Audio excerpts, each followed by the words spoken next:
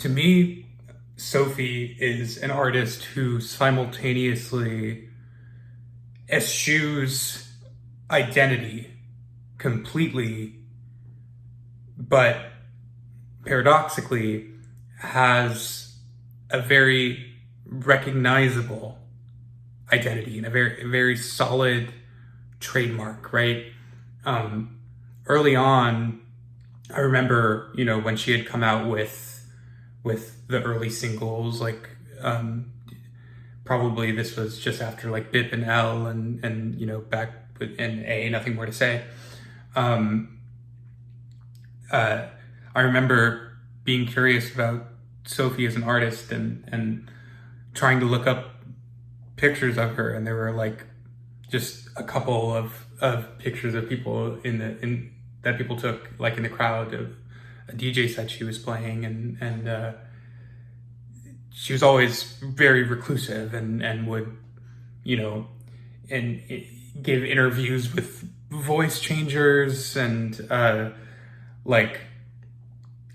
was a Boiler Room set where she had like a drag queen go on stage and like mime a DJ set while she posed as a bodyguard. And all that, the complete lack of the impersonal interviews that were, either just given through email or behind a voice changer or whatever. That all changed when the Oil of Every Pearl's on Insides era started, and she came out as trans, and she released It's Okay to Cry, which is, her voice front and center, and her face in a music video. And, it makes sense, right, in retrospect, to want to hide from the camera when you're not living as the gender you are. That discomfort makes sense at a human level, but also her enigmatic nature and her nature of never really being able to capture who she is and what she's about, and the camera shyness that never really went away. And basically next to nothing is known about her personal life still today. And now she's dead. As of January 2021, Sophie died. And she'll forever be remembered as a pivotal, completely influential is too soft of a word. Just a groundbreaker, complete cultural reset. I don't know. I can't convey how important her music has been. Just basically the inception of the whole concept of bubblegum bass, of this use of pop music and this use of metallic textures and rubbery textures, this very tactile approach to production, all came from her ingenuity and her, choosing not to use any samples and engineer all of her sounds herself. It just came from her mind. And now, pop producers are using splice downloads of the sound she created to make beats that sound fresh today, but are based on, stuff that she came up with in like 10 years ago as of now. So now in 2024, more than 3 years after her death, we are receiving a posthumous self-titled album. And this album was compiled and finished and released by her brother and studio manager and engineer, Benny Long. And Benny has done, a number of interviews and releases about this album, saying that it was 90% done, and this is, the track list was complete. He said, some tracks, there are multiple versions floating around, different tempos, and some, adding or missing instruments, and but it was just sort of putting those pieces together, and he knew exactly how she wanted to structure the album, and the sort of ideal form that the record would take eventually.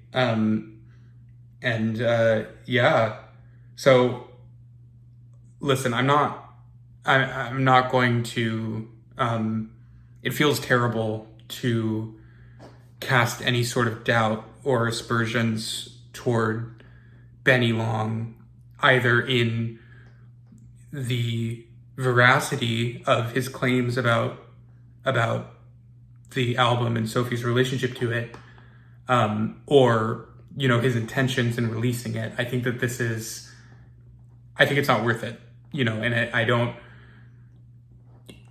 not only do I not know Sophie personally, none of us do, okay? No fans do. And you don't even know her on the level that you know Beyonce, right? Beyonce, who famously doesn't, do a lot of interviews or press or anything, you still know a lot about her personal life. You don't know nothing about Sophie. No one knows anything, the first thing about her. So I think that this record, this posthumous album, is a really fitting ending to Sophie's story as a musician, because it doesn't make any sense. Okay, the album doesn't make any fucking sense at all, and we will never know how to make sense of it, because she will never be here to explain it to us, right? So, people have different attitudes about posthumous music. You hear people like Madlib or Tyler, the Creator, saying burn my studio down as soon as I die, because I don't want them releasing and profiting off of things that I never wanted to enter the public light at all. Based on what Benny Long tells us, that's not relevant. Sophie wanted this album to see the light of day. It just needed to get finished. It was 90% there, and he finished it. So I don't, this doesn't feel like a cynical cash grab or anything like that. And here's the last thing I'll say about this, because I don't want to engage in any of the toxic discourse around this record. If this were a cash grab, it's not. It's just not a cash grab, because if it were, it would be obvious, because it would be so easy to make a cash grab Sophie album. If you're a Sophie fan, you know that there are a lot of very in-demand unreleased tracks. Burn Rubber, Take Me to Dubai, Lip Gloss, so on, so on. I guess whatever. But,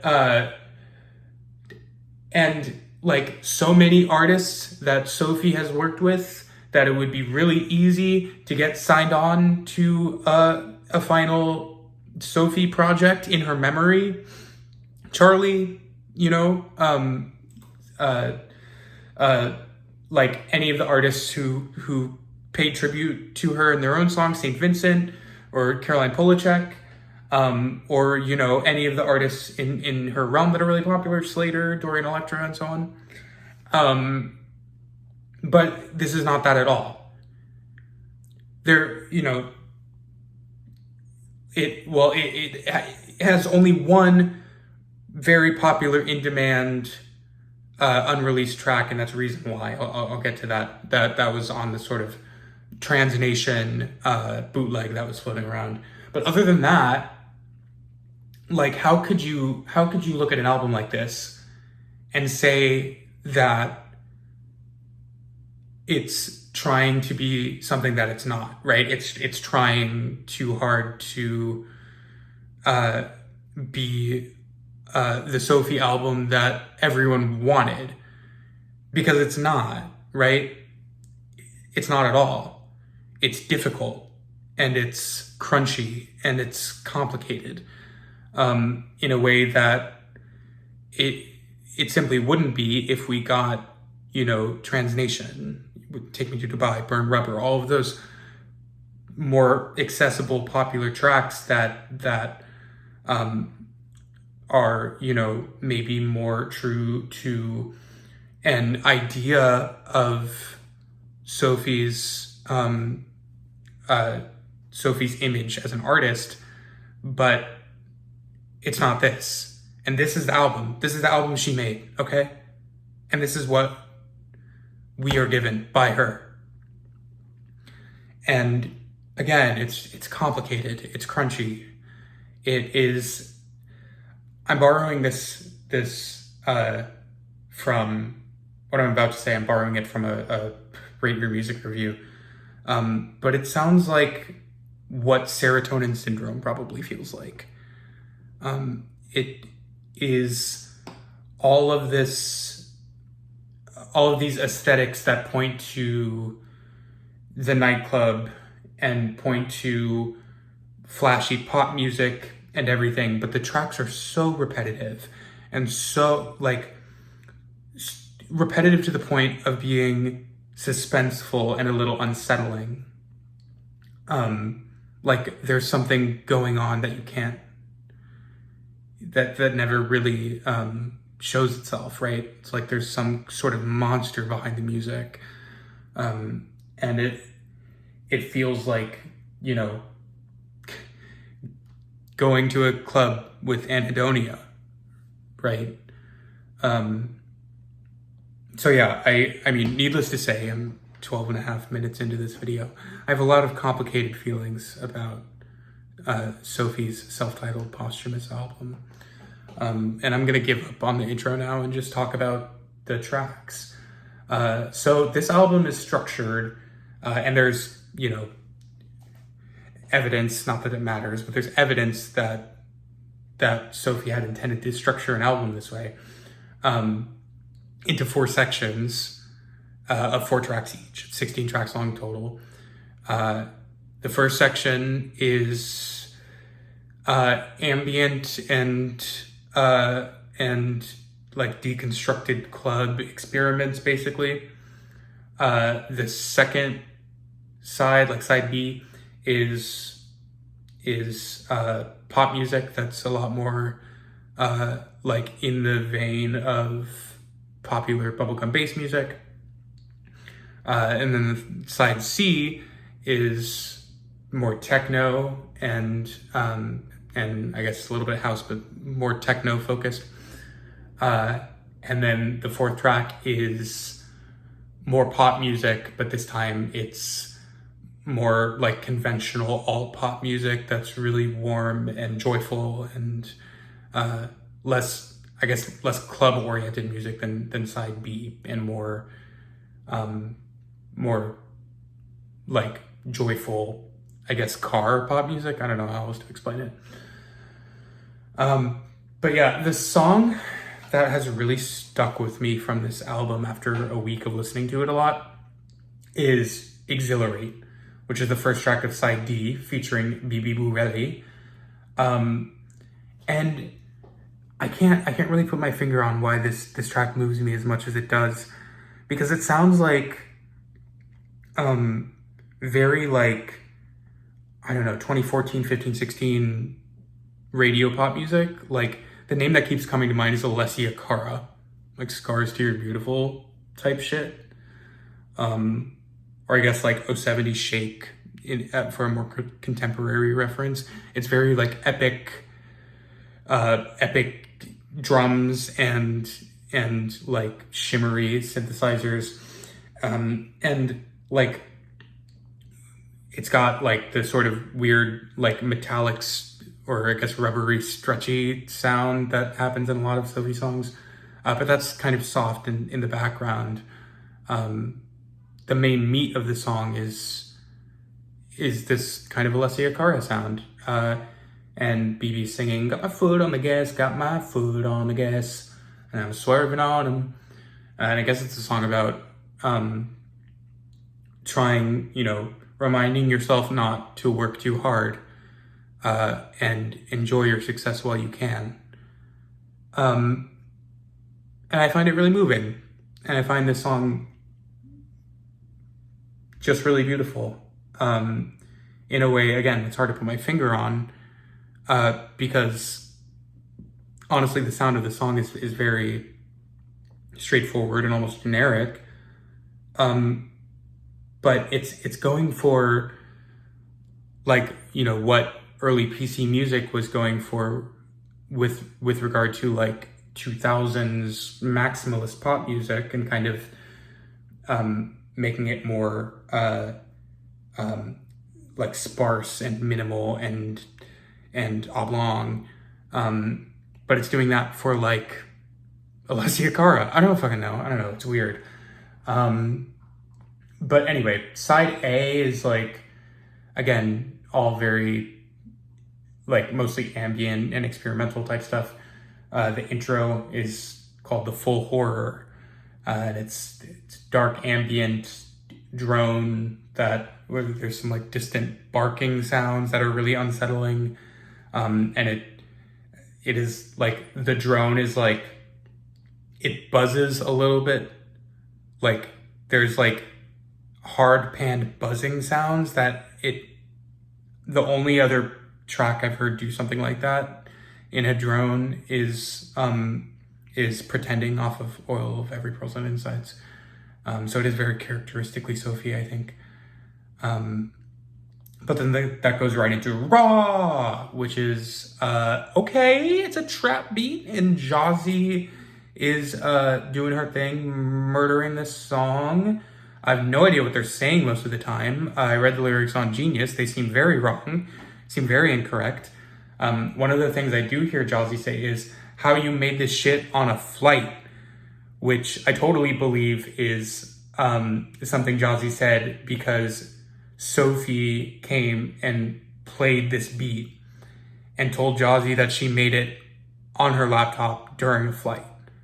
And this is Jazzy really saying, how you make this shit on a flight, which I think is cute. And then there's Plunging Asymptote, which is this kind of classic Sophie deconstructed beats song, with Juliana Huxtable, performance artist, delivering spoken word, just saying, plunging asymptote. What is it? Under a white noise more torturous than silence. I could read into that, but I'm not going to. You can do your own work. I don't know. And it gets a little more complex throughout, but it's mostly just playing with the same palette.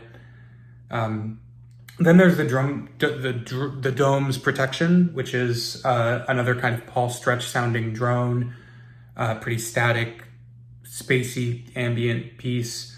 And over it, Nina Kravitz is providing spoken word, with themes about sort of the tension between chaos and order, and the fluidity of consciousness. And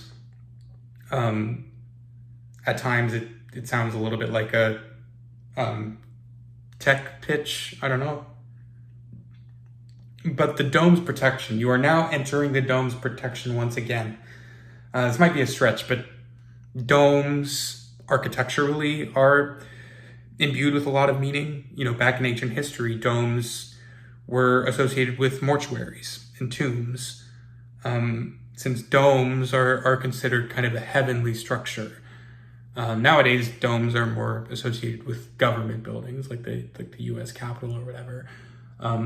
But either way, the Dome's Protection is like, you know, a safe haven from non-existence, right? It represents a belief in the afterlife and a belief that once you die, things aren't over. So entering the dome's protection is like a safe haven from non-existence.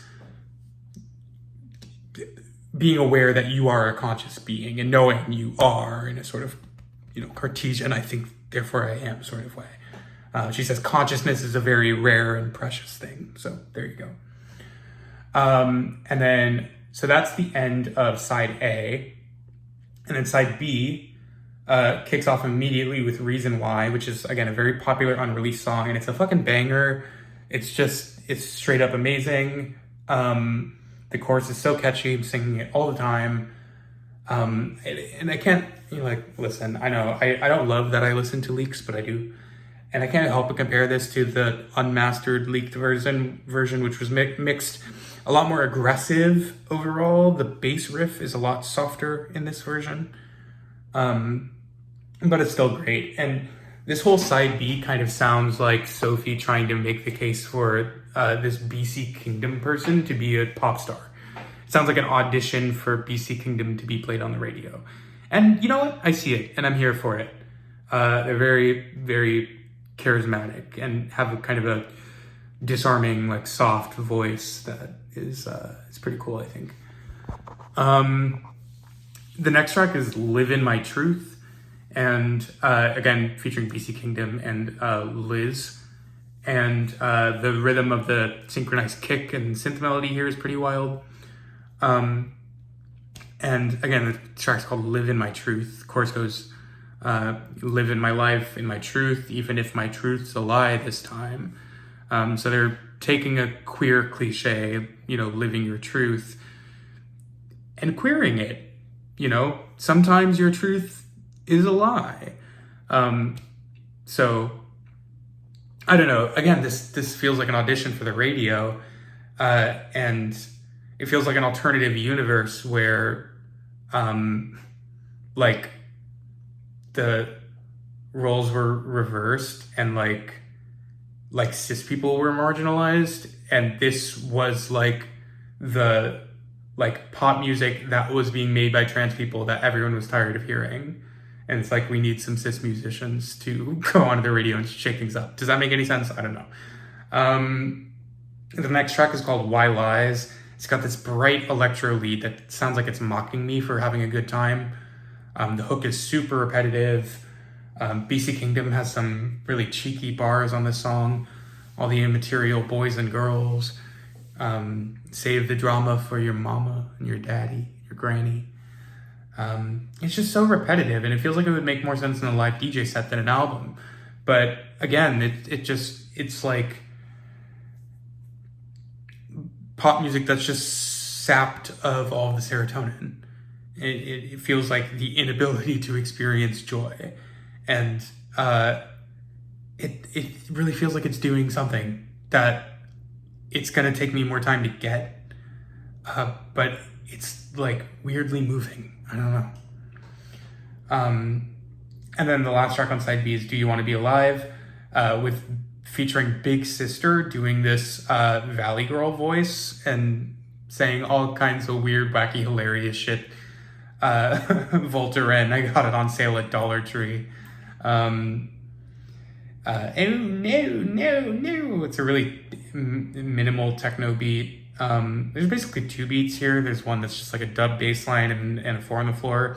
And there's one with a more rhythmic kick pattern, and it's just like one chord on 3 over and over again. And then the beat switches again. No. There's just not a lot. It's like simultaneously a lot going on and nothing going on.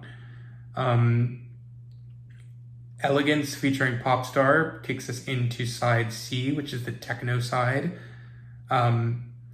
It's got this weird like big room house type lead and a distorted hard kick, and it accelerandos into like gabber tempo. And then toward the end, it breaks down into a funky beat with acid bass, and there's a really interesting atmosphere and mix on that part. It sounds very old and analog, like it could be a beat pre-installed on a keyboard. And then Berlin Nightmare, which evokes that one video of like those like 10 cyber goths that are raving in an underpass in broad daylight. The beat is so repetitive, and so the ear gets drawn to minor details. Like there's what sounds like a tiny voice panned to one side going, whoo. There's a breakdown where there's like 4 different snare sounds going on at once, which that's kind of cool. Then it switches back to a different techno house beat and speeds up in the last half bar directly into Gallop, which is really short. And it's a cool tempo pickup. It's jungle terror vibes, all this tribal percussion going on. And then it goes on. And by the way, those last 2 tracks feature Evita Manji. Maybe saying that wrong, but that Evita and Sophie were partners while she was alive. So this is, it makes sense that they were working on music together, and it's nice to see that it ended up making the posthumous album. And then One More Time is the last track of side C, and it's kind of an ambient trance track. The synth patch sounds super familiar. I feel like it's been used in a Sophie track before, but I can't put my finger on it. It's just that one rhythmic synth, and then they do a low pass filter, and then a kick comes in, and there's some reverbed out pianos. And then finally side D, I already talked about Exhilarate, but then there's Always and Forever featuring Hannah Diamond. And Hannah Diamond is perfect for this kind of music, which is like, again, like bubblegum bass as reimagined for radio play in a world where bubblegum bass is a boring, stale concept. Hannah Diamond has all the makings of a pop star that could be overexposed, right? So Hannah Diamond fits perfectly in this sort of alternative universe that Sophie's created. There's very soft and fake sounding brass on this track. That's certainly a choice. The mastering on this one is kind of weird, along with a lot of the album. Hannah sounds like she's kind of competing with the drums for space in this mix. And there's a little synth melody that is repeated so many times, but it's repeated in a way that's kind of jarring and suspenseful. Here's My Forever featuring Cecile Believe. Cecile, great. She was all over Oil of Every Pearls and Insides, and she has a great EP out this year. You should check that out. And this song has got this rhythmic bass line characteristic of Sophie, but none of the textural sounds, the plastic synths and the rubbery bass or metal drums. It, again, just sounds like an audition for radio, and Cecile's voice is so good. The production on this song kind of wouldn't sound out of place on like True Romance. So it's like Sophie completely revolutionized Charlie's career with Vroom Vroom and completely sent her down another artistic path that ended up being a massive success for Charlie. And now we're kind of coming full circle, and Sophie's emulating what Charlie started out as. So yeah, it's interesting. And the final track, Love Me Off Earth, is a nice send off. It has a lot of different beat changes in it, and it sounds like it's kind of flipping through a lot of different Sophie styles, rapid fire. So it seems appropriate for this to be the closing track. There's like a Dead Mouse type tech house beat, but with Sophie signatures like the rubber bass and this off-key like bell arpeggio thing going on. And Doss's voice is nice. Doss is a great artist, another great artist who put out a different great EP recently. And here I am, not sure what to do with this album, and it feels truly like it eschews identity in much of the same way that Sophie did throughout her life. So again, it feels like an appropriate send-off Even if, it's not chock full of, incredible game-changing music that I'm going to be listening to, for a long time. I don't know. I do still love this album. I really do. It's disquieting. It's uncomfortable, and there are certain tracks that just stick with me. Raw, and Exhilarate, and Reason Why, and Live in My Truth, and Gallop. Like, a lot of these tracks are really fascinating and make me want to listen to them over and over again.